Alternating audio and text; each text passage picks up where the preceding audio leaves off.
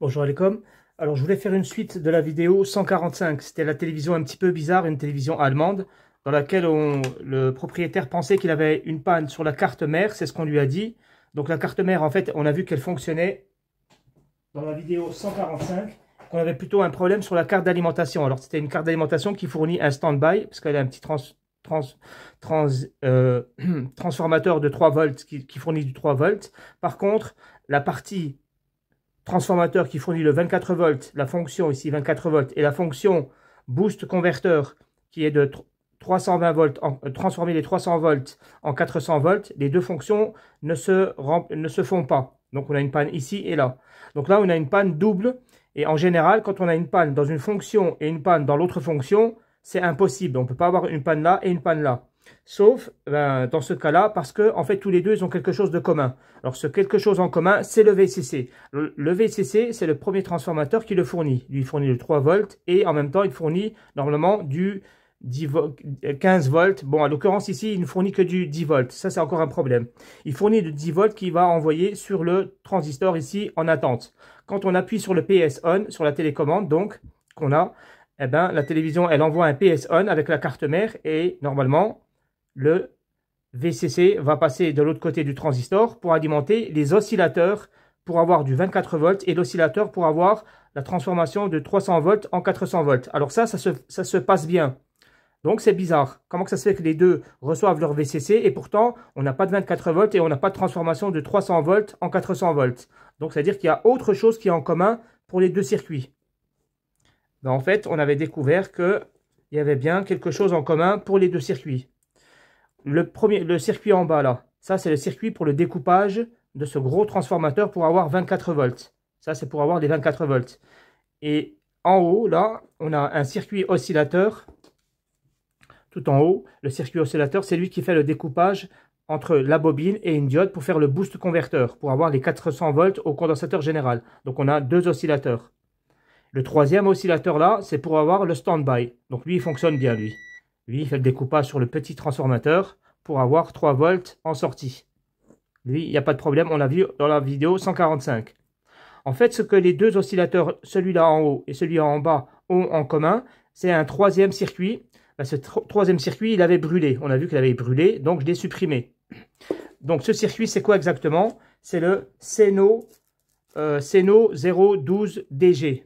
Alors le Seno 012DG, lui, à l'intérieur, il est constitué d'un boîtier comme ça à l'intérieur où il y a de l'électronique. Et finalement, il y a, ce qui nous concerne à nous, il y a deux MOSFET, ou deux interrupteurs, si tu veux. Ces deux interrupteurs, ils vont prendre l'alimentation pas VCC, l'alimentation principale qui est le 380 volts, comme je vous ai dit. Et on passera sur des résistances et on rentrera dans les drains. Le drain numéro 1 et là le drain numéro 2. Et le drain numéro 1, il aura son source et l'autre, il aura son source. Donc on aura drain source, drain source. Donc finalement, on a deux interrupteurs. Et il est marqué que ce sont des circuits tout contrôle. Tu vois, les sorties là, c'est tout contrôleur. C'est pour contrôler en fait. Voilà, c'est pour contrôler. Donc on a ici on fait finalement, on aura le contrôle de deux choses. Et bien, les deux sorties là, il y en a une qui va sur le 24 volts et une qui va sur le 24 volts pour avoir le découpage du 24 volts, c'est-à-dire sur l'oscillateur en bas. Et le deuxième là, il va sur le boost converteur. Donc en fait, ce circuit-là, il est en relation avec les deux circuits. Voilà pourquoi ça ne fonctionnait pas. Donc là, je m'apprêtais à installer le circuit et en l'installant, je fais des contrôles. Je contrôle si en sortie, ici, j'ai une résistance sur S1 et S2. En fait, sur ce qui va sur les oscillateurs. Alors, en bas, je trouve une résistance de plusieurs kilos, jusqu'à même, je ne sais plus combien. Je me mets entre la masse, là, je me mets au GND et je vais sur S1. Donc, on l'avait repéré, ça, c'était le fusible de sortie. En fusible de sortie, la GND, ici, et là, le fusible. J'ai une résistance, voilà, de 13 kg. Je me mets maintenant sur le MOSFET, le deuxième MOSFET, sur la sortie du deuxième MOSFET.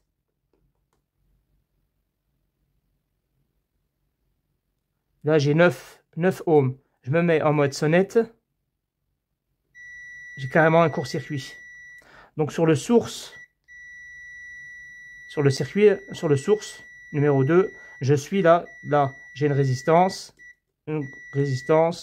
court-circuit, oh, court-circuit, jusqu'à l'oscillateur.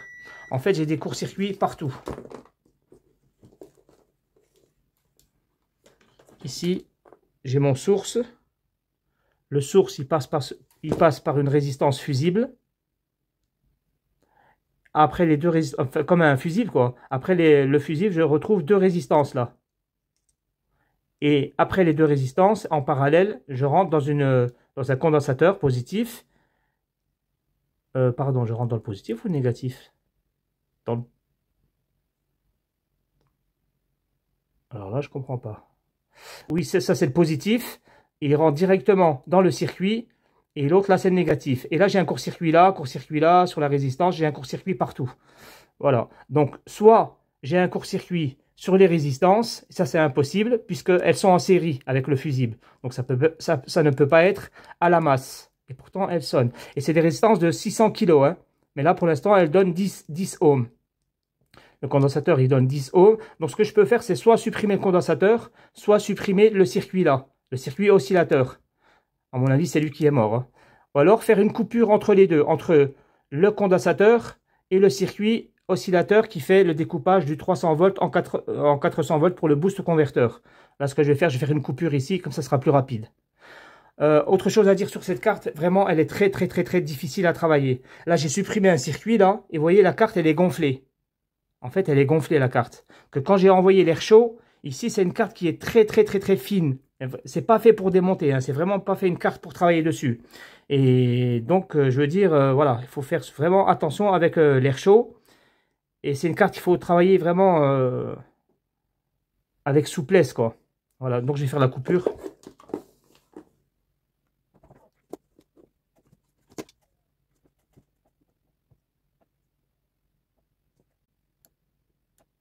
Ah, c'est gonflé. C'est chiant, ces cartes. Elles sont trop fragiles. Donc, je vais vérifier si j'ai toujours le court-circuit sur le condensateur, déjà, pour commencer. Ah, il n'y a plus de sonnette. Il ne sonne plus le condensateur. Je vais mettre en mode résistance. Normalement, comment ça s'appelle? Un condensateur, ça a une très grande résistance. Hein. Je dirais 10 kg, 20 kg, 100 kg. Bon, 26 kg. Ok. Là, j'ai des résistances, elles font normalement 400 kg. Je crois, si je n'ai pas regardé avec les yeux. 26 kg. C'est pas beaucoup. L'autre, 26. Ouais, elles sont en parallèle, donc c'est la même lecture. Ok, 26 kg. Là, j'ai 10 ohms normalement. Sur celle-là. Ouais, 10 ohms, c'est bon. Bref, donc j'ai un court-circuit ici. Là, j'ai un court-circuit sur l'oscillateur. Donc là, je me mets sur le GND, je vais toucher là, là ça sonne. Voilà, hein, on a un court-circuit ici. Là, je me mets sur le condensateur, ça va sonner que d'un coin. Là, ça sonne ici, c'est le GND et ça, c'est le positif. Bon, et bien voilà les gars, donc échec de réparation. Parce que même si je mets le circuit, alors qu'est-ce qui va se passer? Normalement, je vais quand même installer le circuit. Je vais installer le circuit, là, le Seno 12. Que va-t-il se passer? Ben, il va se passer que normalement, si tout se passe bien, normalement, lui, ben, il ne fonctionne pas comme j'ai coupé, donc il ne gêne pas, je vais le laisser pour l'instant. Et qu'est-ce qui va se passer? Ben, il va se passer que le 24 volts, il va fonctionner normalement. Lui, il va envoyer le signal pour que lui, il fonctionne. Par contre, je n'aurai pas de 300 volts transformé en 400 volts. C'est-à-dire que la télévision sera réparée que à moitié. Hein, je pense que lui, il fonctionne qu'avec un seul MOSFET. On n'est pas obligé d'avoir les deux MOSFET. Parce que l'autre, il est au feedback. J'ai coupé le feedback. Alors, à quoi sert ce circuit? Hein? Il fait du feedback, en fait. Il envoie, hein, c'est une espèce de feedback. Comment dire? Ici, ils disent la même chose que nous. C'est exactement comme on avait dit la dernière fois. Hein. Il fait du feedback. En quelque sorte, notre drain est source. Après les résistances de 300 volts. Et ça c'est ce que j'ai contrôlé, la résistance ici. Heureusement que je l'ai contrôlé, parce que moi, ça allait à la masse. Et bien, en fait, on aura le circuit PCF qui va s'activer. En fonction de... Lui, il va contrôler en fait les intensités, les courants. Il fait à la fois la sécurité et en même temps, il fait la temporisation. Comme tu vois, il y a un retard. Quand tu as le on-off ici, le PS-on qui arrive, off, en off et on, quand tu vas appuyer sur la télécommande, eh bien, en fait, il y a un retard. Tu n'as pas tout de suite le PFC qui va fonctionner. Tu n'as pas ton circuit qui va fonctionner tout de suite. Il y a un temps de retard, il y a un laps de temps. Et ça, c'est très très bon pour le microprocesseur. Parce que le microprocesseur, il ne veut pas que tu alimentes à la fois le rétroéclairage. Donc le 24 volts, c'est pour le rétroéclairage. Hein. Faut pas oublier, ça, je l'ai pas dit. Ouais, c'est le rétroéclairage. Et donc, il ne faut pas les deux en même temps. Parce que si tu prends le 400 volts et le rétroéclairage en même temps, tu fais tirer du courant fort d'un coup. Et au démarrage, on fait un appel de courant trop fort. En électronique, c'est ce qu'on évite de faire. Donc, ça, en quelque sorte, c'est un temporisateur. Voilà, on va temporiser. Une fois, on aura le S1 qui va être activé. Après, le S2, il peut y avoir un laps de temps. On peut jouer sur pas mal de trucs. On peut en avoir avec 3 interrupteurs. Ça, c'est le Seno 13. Bon, voilà, les gars, si vous vous intéressez, il y a de la lecture. Vous tapez le datasheet. Moi, l'anglais, ça ne m'intéresse pas trop, quoi. Je regarde juste vite fait le schéma comme ça. Puis après, bon, de toute façon, on avait déjà fait une étude du circuit. En fait, ce qu'on avait vu avant, c'était que tout est bon. Hein. J'avais dit qu'il y avait le drain, le source. Là, j'avais dit qu'il y avait le drain à la sortie vers le source qui allait chercher le 300 volts, c'est-à-dire l'oscillateur de 300 volts, et l'autre l'oscillateur du 24 volts. Donc celui-là, l'oscillateur là, il est cramé, comme vous avez vu, il est en court-circuit. Alors, je crois que je vais mettre le circuit pour faire un test. Alors, voilà ce que j'ai fait. J'ai mis donc le circuit qui s'occupe de piloter et de commander l'oscillateur du dessus pour avoir le 400 volts. Celui-là, je l'ai supprimé. Et donc, celui du bas, il est en attente. Alors, ce circuit-là, maintenant, il faut le tester. Pour le tester, il faut prendre le PS-ON et le mettre sur le GND. Ça, on l'a vu dans la 145, vidéo 145. Donc, je le mets sur le GND. Ça, c'est pour activer la carte. Voilà. Alors, maintenant, il s'agit de tester ce circuit-là. Je mets le jus. Alors, pour tester ce circuit, il a une fonction, c'est de fournir 2 tensions. Une tension pour en bas et une pour en haut, pour les 2 oscillateurs. Alors, celle du bas, j'ai un fusible ici, 1,3 volts. Donc, là, le MOSFET numéro 2, il fonctionne pour l'instant.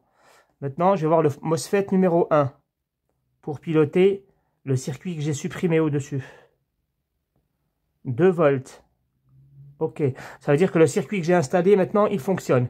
Très bien. Alors là, maintenant, je dois avoir du 24 volts. Mais est-ce que j'ai du 24? D'abord, est-ce que j'ai du 3 volts?